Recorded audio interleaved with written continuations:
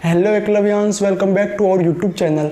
दोस्तों स्वागत है आपका हमारे इस यूट्यूब चैनल एकलव्य क्लासेस में। इससे पहले हम आपको बता होगा कि हमारी जो श्रेणी चल रही है, श्रृंखला चल रही है, एक सीरीज चल रही है राजस्थान अध्ययन को लेकर। और राजस्थान अध्ययन के कक्षा 9 की जो किताब है हमारे राजस्थान का स्वतंत्रता आंदोलन और शौर्य परंपरा, इसके हमने 2 क्लासेस ऑलरेडी ले ली है। इसके पहले चैप्टर की जो कि चल रहा है 1857 की क्रांति, इसका पहला भाग, दूसरा भाग अपलोड हो चुका है। आज हमारी तीसरी क्लास है और अब तक हमने पढ़ लिया कि किस प्रकार से यहाँ पे राजस्थान के अंदर 1707 में औरंगजेब की मृत्यु के बाद में किस प्रकार से मराठों का धीरे धीरे प्रवेश होता है। मराठों के आक्रमण से परेशान होकर राजाओं ने संघ बनाए और अंग्रेजों के साथ संधि की थी, क्योंकि यहाँ पे सामंत जो थे वो भी विरोध कर रहे थे, मराठा का आक्रमण भी था, तो इन सबसे परेशान होकर राजाओं ने संधि कर ली। किससे? अंग्रेजों से। आज हम इस क्लास में इसके आगे पढ़ेंगे कि इसके बाद क्या होता है। तो चलिए शुरू करते हैं। देखो, सामंतों की स्थिति कुछ बहुत बाद में, जब अंग्रेजों से संधि हो गई उसके बाद में सामंतों की स्थिति बहुत कमजोर हो गई। क्यों हो गई? क्योंकि अंग्रेज जो थे उन्होंने क्या किया, जो भी विशेषाधिकार थे किसके, सामंतों के, उन सबको खत्म कर दिया। उनके विशेषाधिकार पहले हुआ करते थे कि कोई भी अगर उनके क्षेत्र से निकले तो वो व्यापारी से पैसा वसूलते थे, बदले में सुरक्षा देते। वहाँ के जो भी निवासी थे उनको अगर कहीं और शिफ्ट होना पड़ता, निवास करना पड़ता, तो सामंतों से परमिशन लेनी पड़ती थी। ऐसे बहुत सारे सामंतों के विशेषाधिकार थे, उन सबको अब खत्म कर दिया गया। और किसने किया? तो अंग्रेजों ने। कब किया? तो जो 1818 की संधि हुई थी अंग्रेजों के साथ, उसके बाद से। ठीक है, तो अब अंग्रेजों का भी दमन और सामंतों का भी दमन हो गया और मराठों का भी दमन हो गया। किसके माध्यम से? अंग्रेजों के माध्यम से। लेकिन अंग्रेजों से संधि करने के फायदे तो हुए, लेकिन राजा को बहुत सारे नुकसान भी हुए और पूरे राजस्थान में अलग अलग क्षेत्रों में इसके विरोध देखने मिले। अब आगे हम पढ़ेंगे जो भी इसके क्या क्या परिणाम, क्या क्या विरोध हुए, किस तरह की क्रांति होती, सारी चीज़ें। लेकिन अब तक हमारे जो पढ़ाने का तरीका आपको पता है कि आपको PDF या फिर किताब है तो लेके बैठ जाना है। उस किताब में एक एक लाइन में पढ़ के आपको एक एक लाइन की पूरी चीज़ें समझाऊंगा और जो उसमें कंटेंट इंपॉर्टेंट है अपने एग्जाम्स की दृष्टि से, चाहे पटवार, वीडियो, LDC, RS, चतुर्थ श्रेणी या किसी भी एग्जाम की तैयारी कर रहे हो, तो आपके लिए जो कंटेंट इंपॉर्टेंट होगा इस किताब के अंदर, वो शॉर्ट नोट्स में बोर्ड पे लिखूंगा, वो आपको लिखना है। और बाकी सारी लाइनें मैं अच्छे से समझाता रहूंगा आपके, ताकि आपको कॉन्सेप्ट भी क्लियर हो जाए। ठीक है, चलिए PDF खोल के या फिर किताब खोल के बैठ जाइए और एक पेन कॉपी हाथ में लेके बैठ जाइए। चलिए शुरू करते हैं। देखो, अंग्रेजों ने डूंगरपुर के शासक जसवंत सिंह को गद्दी से हटाकर प्रतापगढ़ के शासक के पौत्र दलपत सिंह को वहां का शासक बना दिया। यानी होता क्या है कि डूंगरपुर का शासक था, कौन था? जसवंत सिंह। अब अंग्रेजों ने क्या किया? जसवंत सिंह को गद्दी से हटा दिया। यानी कि राजा था जसवंत सिंह, उसको हटा दिया। कहां से हटा दिया? डूंगरपुर की गद्दी से। अब वहां से हटाकर प्रतापगढ़ है उसका शासक था, ठीक है, उसका पोत्र था दलपत सिंह और उसको वहां का शासक बना दिया। किसने किया ऐसा? अंग्रेजों ने। अब इससे वहां की जनता में ब्रिटिश सरकार के प्रति घृणा उत्पन्न हो गई कि डूंगरपुर का राजा था अच्छा भला, लेकिन राजा को क्या कर दिया? प्रतापगढ़ अंग्रेजों ने वहां से हटाकर और प्रतापगढ़ के राजा का जो पोत्र था, उसको दलपत सिंह नाम का राजा था, पोत्र था उसको वहां पे बिठा दिया। क्या बिठा दिया? डूंगरपुर के अंदर। अब इससे डूंगरपुर की जनता क्या हो गई? परेशान हो गई। इसी प्रकार अंग्रेजों ने जयपुर की राजमाता भटियानी को अधिकारच्युत करने का प्रयास किया। जो जयपुर की राजमाता हुआ करती थी भटियानी, उसके अधिकार छीनने की कोशिश की अंग्रेजों ने। तो वहां के लोगों में भी गुस्सा उत्पन्न हुआ और वहां के लोगों ने क्या किया? कप्तान ब्लैक की हत्या कर दी थी। ऐसे ऐसे अलग अलग सभी राज्यों में होगा, लेकिन पहले अपने 2 पॉइंट याद देख लेते हैं अपन। पहला पॉइंट तो अपना ये अंग्रेजों वाला, डूंगरपुर वाला। देखो, पॉइंट वाइज आपको लिखते रहने नोट्स। यहाँ पे अब आपको हेडिंग बना देनी है, अंग्रेजों के प्रति आक्रोश कह सकते हो या गुस्सा कह सकते हो, जो भी आपको ठीक लगे अपने हिसाब से आप हेडिंग बना दीजिए। अंग्रेजों के प्रति आक्रोश, यानी कि अंग्रेजों का विरोध कैसे उत्पन्न होता है, धीरे धीरे राजस्थान के यहाँ के लोगों के अंदर, जनता के अंदर अंग्रेजों के प्रति किस प्रकार से आक्रोश उत्पन्न हुआ, वो लिखना आपको। पहली बात, एक एक पॉइंट आपको लिखने हैं कि अंग्रेजों ने क्या किया था। अंग्रेजों ने डूंगरपुर के शासक को हटाकर, उस समय डूंगरपुर का शासक कौन था? डूंगरपुर शासक कौन था? डूंगरपुर शासक, तो डूंगरपुर का राजा था उस समय जसवंत सिंह, जिसको हटा दिया और प्रतापगढ़ के जो शासक थे दलपत सिंह, उसको वहां पे बिठा दिया। को हटाकर, डूंगरपुर शासक को हटाकर, कहाँ से हटाकर? गद्दी से हटाकर, को गद्दी से हटाकर प्रतापगढ़ के किसको? दलपत, डूंगरपुर शासक कौन था? उसे शासक आपको लिख देना यहाँ पे, शासक यहाँ साइड में लिख देना, जसवंत सिंह था। कौन था? जसवंत सिंह। जसवंत सिंह, ठीक है, ये साइड में यहाँ बीच में लिख देना यहाँ पे जसवंत सिंह को गद्दी से हटाकर प्रतापगढ़ का शासक था दलपत सिंह। कौन था? दलपत। तो दलपत सिंह को बैठा दिया, ठीक है, मतलब गद्दी पे बैठाया, राजा बनाया, बैठाया। या को शॉर्ट में लिखना है, ऐसे पॉइंट शॉर्ट में लिखेंगे अपन। अंग्रेजों ने क्या किया, डूंगरपुर के राजा को हटा दिया और वहाँ पे प्रतापगढ़ के शासक को बैठा दिया। इससे क्या हुआ, जनता में आक्रोश हुआ। सेकेंड चीज, जयपुर की राजमाता भटियानी के अधिकार छीन लिए। ये सब अंग्रेजों की बात चल रही है अपन, ठीक है। जयपुर की राजमाता भटियानी के अधिकार छीनने पर ये अलग पॉइंट है, ये ऊपर वाला पॉइंट है, ध्यान रखना। छीनने पर क्या होता है, यहाँ की जो जनता ने जो एक अंग्रेज अधिकारी था, ठीक है, एक अंग्रेज अधिकारी था उस समय, कप्तान ब्लैक, उसकी हत्या कर दी थी। जनता ने कप्तान ब्लैक की हत्या कर दी। क्या कर दी? हत्या कर दी। आपको ध्यान रखना है, हत्या की। 2 पॉइंट हो गए कि किस प्रकार से अंग्रेजों के विरुद्ध जनता आक्रोश करती है, ये 2 पॉइंट हो गए। अगला, कोटा में अंग्रेजों ने तत्कालीन महाराव किशोर सिंह के विरुद्ध रियासत के फौजदार जालिम सिंह के दावों का समर्थन किया, जिससे कोटा के हाड़ा राजपूतों और अंग्रेजों के विरुद्ध हथियार लेकर खड़े हो गए। यानी कि कोटा में क्या होता है कि उस समय राजा था किशोर सिंह। कौन था? किशोर सिंह। और किशोर सिंह का विरोध कर रहा था उस समय फौजदार था एक जालिम सिंह। अब अंग्रेजों ने जालिम सिंह का समर्थन किया, तो इससे जो हाड़ा राजपूत थे वो परेशान हो गए और उन्होंने अंग्रेजों का विरोध किया। ये आपको ध्यान रखना है।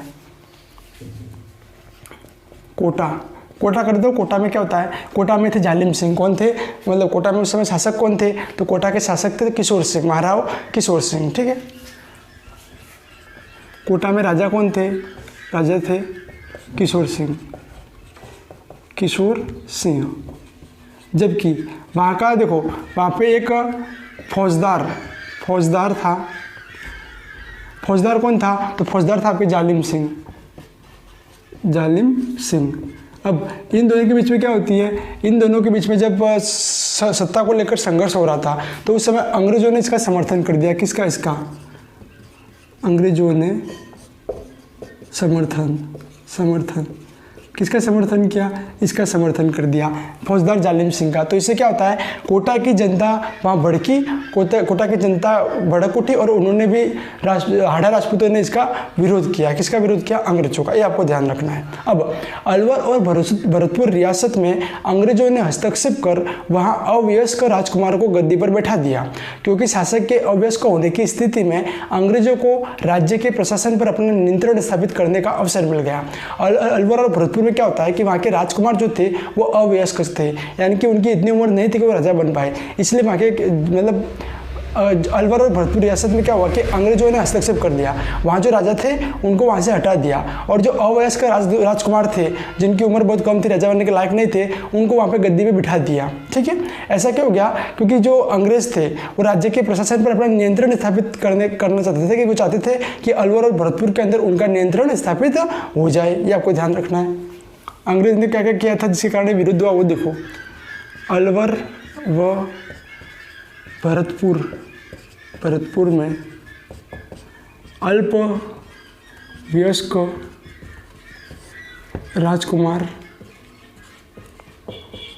राजकुमारों को अंग्रेजों ने क्या बनाया? शासक बना दिया। क्या बना दिया? शासक बनाया। ये पॉइंट सारे आपको वो पॉइंट है क्योंकि राजस्थान के अंदर अंग्रेजों का विरोध क्यों हुआ उसके बारे में पहले आप इतना नोट कर लीजिए, फिर आगे बढ़ते हैं।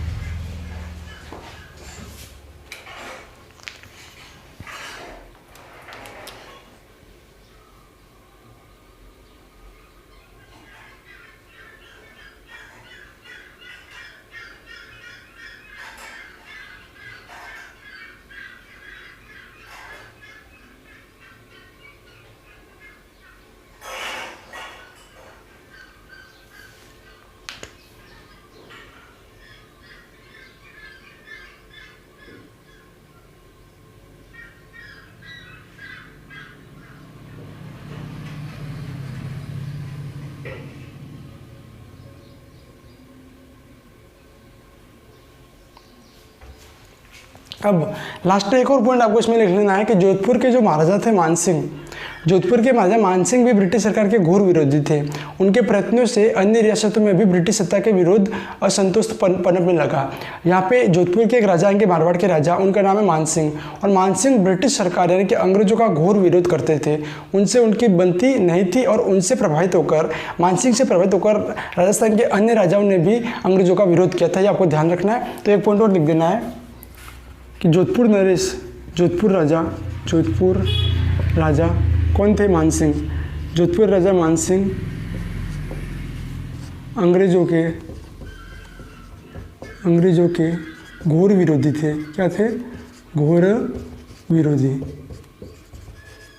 ठीक है। अब देखो, ये सारे वो कारण हैं कि जिसकी वजह से अंग्रेजों के प्रति किसका, यहाँ के राजाओं का, यहाँ की जनता का आक्रोश आता है, गुस्सा आता है। उनको अंग्रेजों का विरोध क्यों करना पड़ा, ये सारे कारण हैं। ठीक है, धीरे धीरे। तो आपको सारे ये पॉइंट पहले लिख लेना अच्छे से। आप पहले इतना लिख लीजिए।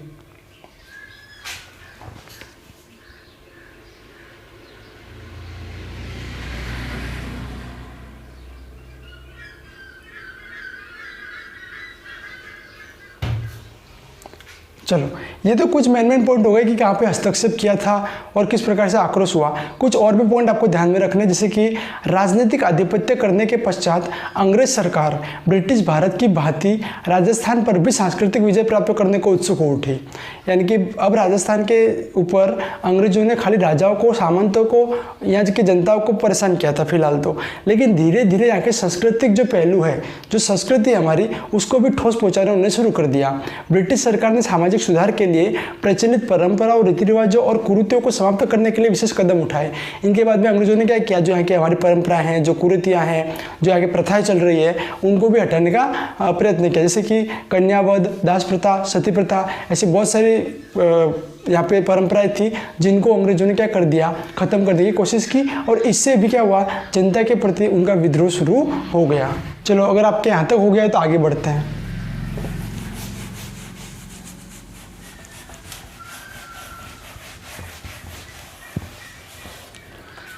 अब देखो, इस प्रकार आगे पढ़ते हैं अपन। इस प्रकार हम देखते हैं कि 1818 की संधि के बाद अंग्रेजों द्वारा राजस्थान के राज्यों के प्रशासन में अवांछनीय हस्तक्षेप, आर्थिक संसाधनों पर आधिपत्य, अंग्रेजों द्वारा वसूल की जाने वाली वार्षिक खीराज की राशि, सामंतों के विशेषाधिकारों पर कुठाराघात और राजस्थान के सामाजिक जीवन में हस्तक्षेप ने सर्वत्र असंतोष को जन्म दे दिया। हमने पीछे कारण लिखे थे, किस राज्य में राजा ने, वहाँ के अंग्रेजों ने क्या किया था। फिर और भी कारण हो गए कि अवांछनीय हस्तक्षेप कर रहे थे, यहाँ के संसाधनों पर अधिकार कर रहे थे।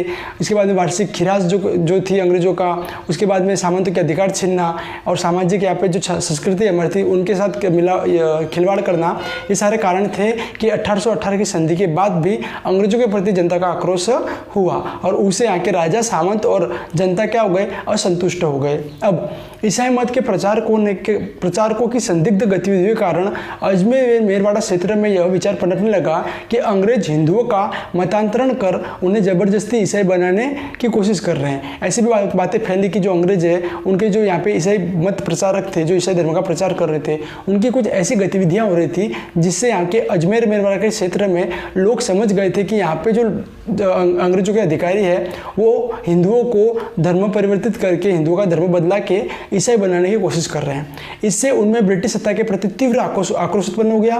ब्रिटिश विरोधी भावनाओं को पनपाने में राजस्थान के कवियों, साहित्यकारों ने बहुत बड़ी भूमिका निभाई थी। उनके द्वारा ऐसे जो शासक थे उनकी निंदा की गई जो ब्रिटिश सरकार के भक्त थे। उन शासकों एवं सामंतों की प्रशंसा की गई जो ब्रिटिश सरकार का विरोध कर रहे थे। ऐसे कवियों में कवि बांकीदास, राघोदास, सांदू, गांगजी तथा महाकवि सूर्यमल मिश्रण आदि का नाम उल्लेखनीय है। तो आपको ये पॉइंट लिख लेना है। एक पॉइंट लिखना है आपको कि कवि या लेखक, अब ये लेखक कवि कौन है, जिन्होंने क्या किया था, विरोध किया। किसका विरोध किया, अंग्रेजों का विरोध किया और भारतीयों का समर्थन किया था। ऐसे कवि और लेखक कौन कौन है उनके बारे में आप लिख लीजिए। देखो, ऐसे कुछ कवि और लेखकों के आपको नाम याद रखने हैं, जैसे कि आपके हो जाएंगे बांकीदास, राघोदास, सांदू, गांगजी, ऐसे ध्यान रखना। बांकीदास, राघोदास,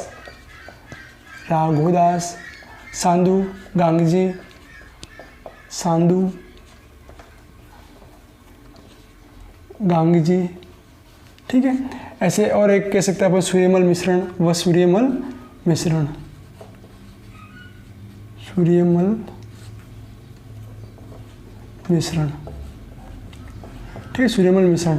ये ऐसे कुछ कवि थे, कुछ सामंत थे, कुछ कवि थे, लेखक थे जिन्होंने अंग्रेजों का विरोध किया था, सूर्यमल मिश्रण। चलो अब यहाँ तक हो गया तो आप पहले इतना नोट कर लीजिए, फिर आगे बढ़ते हैं।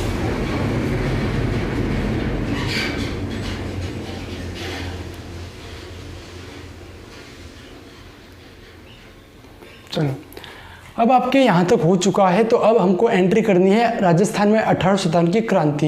हमने पढ़ लिया कि कारण क्या थे, ये पूरे कारण हो गए। इसके बाद में अब अपन को पढ़नी है कि क्रांति कैसे होती है और आगे क्रांति कैसे बढ़ेगी, किस प्रकार से घटनाएं होगी। हम नसीराबाद और एक एक करके सारे एरिया लेंगे कि किस छावनी में किस प्रकार से घटनाएं होती है। लेकिन अब क्रांति से पहले आपको बेसिक चीज़ें कुछ ध्यान रखनी है कि उस समय राजस्थान के पॉलिटिकल एजेंट कौन हुआ करते थे राज्यों के, उस समय राज्यों के शासक कौन हुआ करते थे क्रांति के समय, और उस समय छावनियाँ कितनी थी। ये सारी चीज़ें पहले अपन बेसिक चीज़ें लिख लेते हैं, फिर आगे अपन पढ़ेंगे। पहले ये बेसिक चीज़ें पढ़ लेते हैं अपन। देखो अब अपन शुरू कर रहे हैं 18 शताब्दी की क्रांति। 18 शताब्दी की क्रांति के कारण वगैरह हमने देख लिया। इससे पहले अंग्रेजों के प्रति आक्रोश किस प्रकार से होता है, वो सब चीज़ें। अब आपको एक एक बेसिक चीज़ें पढ़नी है कि सामान्य परिचय पढ़ लेते हैं अपन की क्रांति के समय कंडीशन क्या थी। ध्यान रखना 18 शताब्दी की क्रांति शुरू जब होने वाली थी उस समय राजस्थान में अंग्रेजों की 6 छावनियाँ थी। कितनी छावनी थी? 6। देखो स्टार बना के आप हेडिंग बना दीजिए 1857 में राजस्थान, यानी कि 18 शताब्दी की जो क्रांति हुई उससे पहले राजस्थान की क्या कंडीशन थी। क्रांति से पहले की बात कर रहे हैं अपन, ठीक है, ये बात कर रहे हैं अपन क्रांति से पहले या क्रांति के समय। क्रांति के समय कह सकते हो आप, क्रांति के समय या क्रांति के पहले, जो भी आपको ठीक लगे कि क्रांति के पहले या क्रांति के समय राजस्थान की क्या कंडीशन थी। अब देखो सबसे पहली चीज़ यहाँ पे 6 छावनियाँ थी। वो 6 छावनियाँ कौन सी थी? नसीराबाद, नीमच, देवली, ब्यावर, एरनपुरा और खेरवाड़ा। तो यहाँ पे 6, पहले डायरेक्ट लिख दो आप सैनिक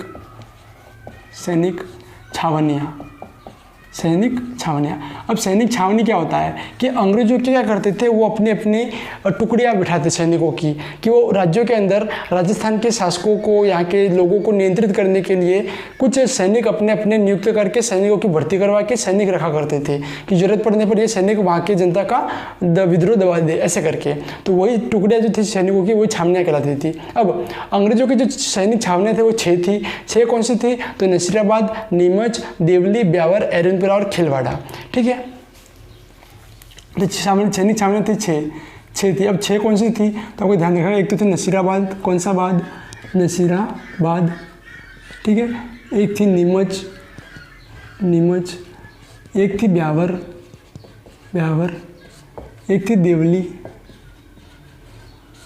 नसीराबाद, नीमच, ब्यावर, देवली, एरनपुरा और खेरवाड़ा, एरनपुरा और खेरवाड़ा, ये 6 सैनिक छावनियाँ थी उस समय।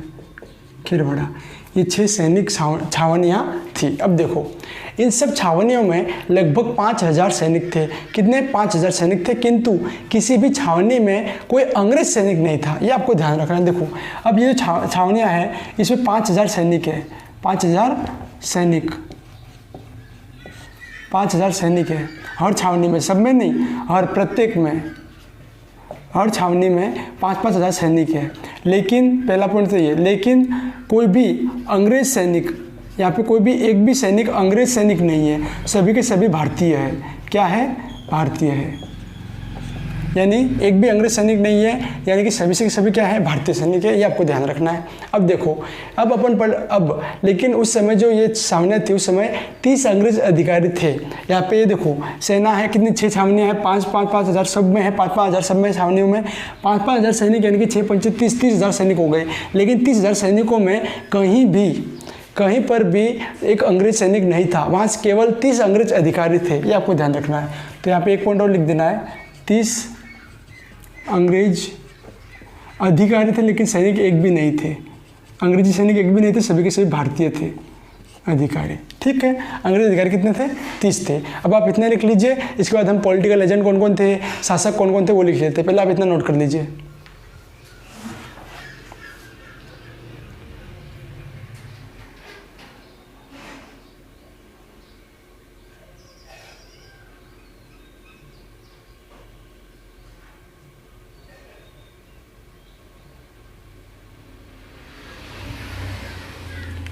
चलो, अगर आपके यहाँ तक हो गया हो तो अब अपन लिख लेते हैं कि 18वीं शताब्दी की क्रांति के समय ये अलग अलग जो हमारी रियासतें हैं उनके शासक कौन थे। ठीक है, यहाँ पे लिख दीजिए स्टार बना के। टेबल बनाएंगे अपन, एक टेबल के रूप में लिखेंगे क्रांति के समय रियासतों के शासक, रियासतों के शासक। ठीक है, चलो अब एक टेबल बना लेंगे अपन। टेबल बनाएंगे, एक तरफ आपको लिखनी है रियासत और एक तरफ आपको लिखना है वहाँ का शासक। क्या लिखना है? शासक। चलो उसी के सामने लिख देंगे अपन। ठीक है, देखो सबसे पहले अपन आती है कोटा रियासत, और कोटा में उस समय थे राम सिंह, जोधपुर में तख्त सिंह, भरतपुर में जसवंत सिंह, उदयपुर में स्वरूप सिंह, जयपुर के अंदर राम सिंह सेकंड, सिरोही में शिव सिंह, धौलपुर में भगत सिंह, बीकानेर में सरदार सिंह, करौली में मदन पाल, टोंक में वजरुद्दौला और बूंदी के अंदर थे राम सिंह। पहले अपन इतने लिख लेते हैं। तो कोटा में राम सिंह और जोधपुर में तख्त सिंह। पहला है आपके कोटा, नंबर 1 कोटा। कोटा में आपके है राम सिंह। कौन है? राम सिंह। कोटा में है राम सिंह। सेकंड है जोधपुर। कौन सा? पुर, जोधपुर। और जोधपुर में है तख्त सिंह। कौन सा सिंह? तख्त सिंह, तख्त सिंह। ठीक है, कोटा में कौन है? जोधपुर में कौन है? तख्त सिंह। फिर भरतपुर में जसवंत सिंह, उदयपुर में स्वरूप सिंह। ये भी ध्यान रखना आप लोगों को। भरतपुर में आपके कौन है? भरतपुर में जसवंत सिंह, उदयपुर में स्वरूप सिंह। ये ध्यान रखना। भरतपुर में आपके जसवंत सिंह और आपके उदयपुर में है स्वरूप सिंह। कौन है? स्वरूप सिंह। ठीक है, उदयपुर में कौन हो गए? स्वरूप सिंह। फिर आगे जयपुर में राम सिंह सेकंड, सिरोही में शिव सिंह। 5वां जयपुर, छठा है सिरोही। सिरोही में हो जाएंगे आपके शिव सिंह और जयपुर के अंदर आपके राम सिंह सेकंड। अब 7वां है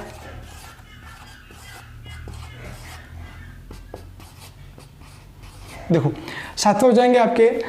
इसके बाद आपके आते हैं धौलपुर के अंदर भगवंत सिंह, बीकानेर में सरदार सिंह। ये ध्यान रखना है।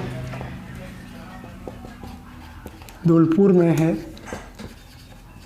भगवंत सिंह।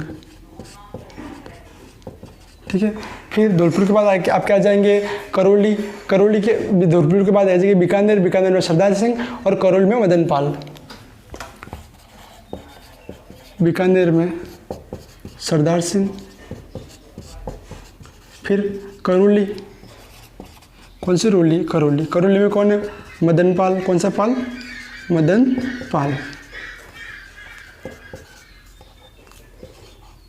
पाल। ठीक है, अब धौलपुर, करौली, बीकानेर हो गए अपने। फिर टोंक आ जाएगी। टोंक में नवाब वजरुद्दौला और बूंदी में राम सिंह। टोंक का हो जाएगा वजीरुद्दौला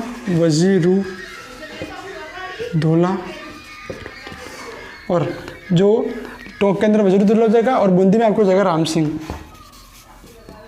बूंदी में आपके हो जाएगा राम सिंह। चलिए पहले आप इतना नोट कर लीजिए, फिर इसके बाद आगे बढ़ते हैं।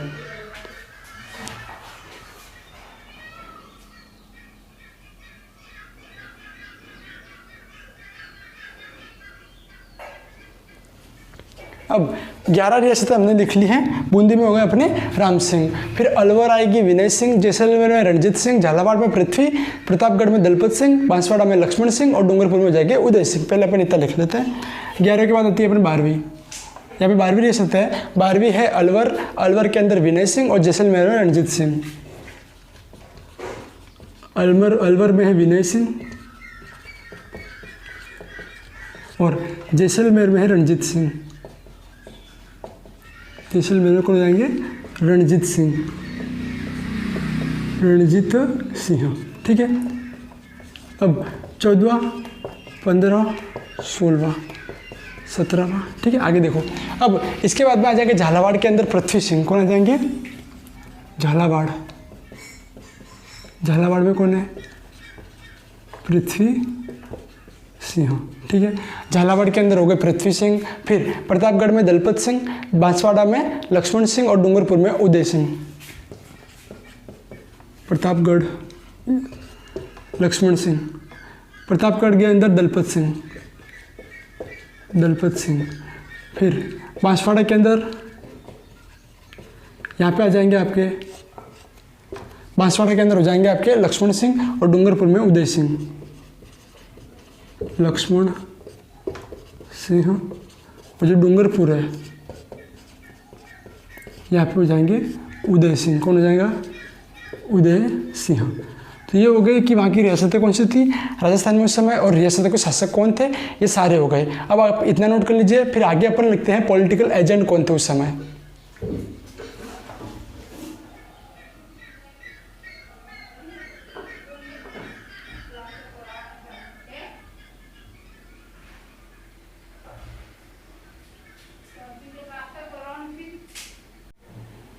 चलो, अगर आपका यहाँ तक हो गया हो तो अब अपन आगे बढ़ते हैं और आगे लिखते हैं कि क्रांति के समय पॉलिटिकल एजेंट कौन थे। ठीक है, तो ये अपना हो गया, ये अपना हो गया क्रांति के समय राजा कौन थे। अब अपन लिख लेते हैं कि उस समय पॉलिटिकल एजेंट कौन थे। ठीक है, उस समय के जो पॉलिटिकल एजेंट थे वो लिख लेते हैं अपन। देखो, ये सब तो कि पॉलिटिकल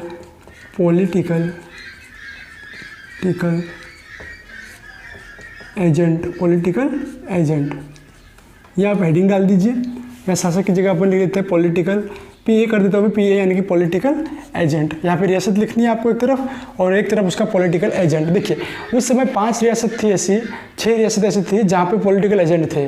कोटा के अंदर था मेजर बर्टन, जोधपुर के अंदर मैकमोसन, भरतपुर के अंदर मॉरिसन, जो जयपुर के अंदर ईडन, उदयपुर के अंदर छारवर्स, और सिरोही के अंदर था जेडी हॉल। ये आपको ध्यान रखना है। कोटा के अंदर कौन था? Major Burton. एक एक लिख लीजिए आप। कोटा, यहाँ पे था मेजर बर्टन। कौन था? Major Burton. आगे पढ़ेंगे, इसका सिर काट के कोटा में घुमाएंगे वगैरह सब कुछ। अगला जोधपुर का था मैकमोसन, जोधपुर, यहाँ का था मैकमोसन। थर्ड आ जाएगी आपके जोधपुर के बाद आती है आपके भरतपुर में था मॉरिसन, जयपुर में था ईडन।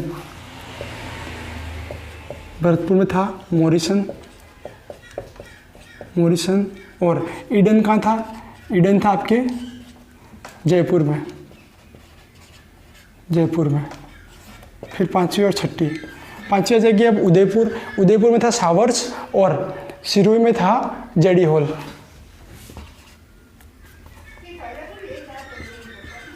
उदयपुर में था सावर्स, और आपके लास्ट बचती है, लास्ट आपके आगे सिरोही में था जेडी हॉल। सिरोही, और सिरोही के अंदर था जेडी हॉल। ये आपको ध्यान रखना है कि उस समय क्रांति के समय रियासतें कौन सी थी और रियासतों के पॉलिटिकल एजेंट कौन थे। कोटा में था मेजर बर्टन, जोधपुर में था मैकमोसन, भरतपुर में मॉरिसन, जयपुर में ईडन, उदयपुर में सावर्स, और सिरोही के अंदर था जेडी हॉल। सिरोही के अंदर कौन था? JD hall. चलो, अब दोस्तों अपन ने यहाँ तक पढ़ लिया कि क्रांति के बाद क्या क्या समस्याएं उत्पन्न हो गई, क्रांति के पहले कौन सी कंडीशन आ गई जिन्होंने अंग्रेजों का विरोध किया, अंग्रेजों के प्रति आक्रोश उत्पन्न किया, वो सारी चीज़ें अपन ने पढ़ ली। फिर अपन ने जो इंपॉर्टेंट पॉलिटिकल एजेंट थे क्रांति के समय के वो पढ़ लिए। फिर अपन ने पढ़ा कि क्रांति के समय उस समय के शासक कौन थे। अब इसके बाद में नसीराबाद छावनी में जो विद्रोह होता है वो विद्रोह का शुरुआत अपन आगे लिखते हैं, लेकिन उससे पहले आपके इतना लिख लीजिए आप।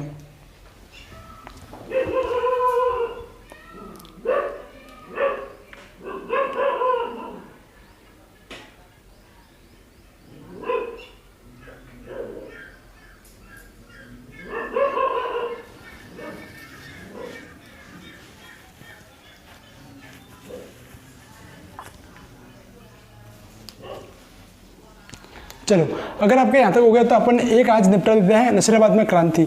उसके बाद में आगे वाला अपन कल पढ़ेंगे, लेकिन नसीराबाद में क्रांति वाला टॉपिक आज अपन पढ़ लेते हैं। तो अपना पहला है नसीराबाद में क्रांति, हेडिंग बना दीजिए आप। नसीराबाद में क्रांति, हेडिंग बना दीजिए। नसीराबाद में क्रांति। हाँ, आ रहा हूँ मैं।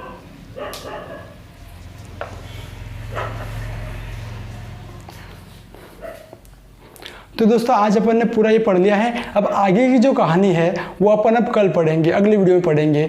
यहाँ तक अपने कंप्लीट कर लिया है। कल अपन नसीराबाद में क्रांति किस प्रकार होती है, नीमच, अलग अलग जितने भी छावनियाँ हैं उसमें किस प्रकार से राजस्थान के अंदर अंग्रेजों का विरोध होता है, क्रांति कैसे होती है, क्या घटनाएं घटती है, सारी चीज़ें हम अगली वीडियो में पढ़ेंगे। दोस्तों वीडियो देखने के लिए आप सभी का बहुत बहुत धन्यवाद।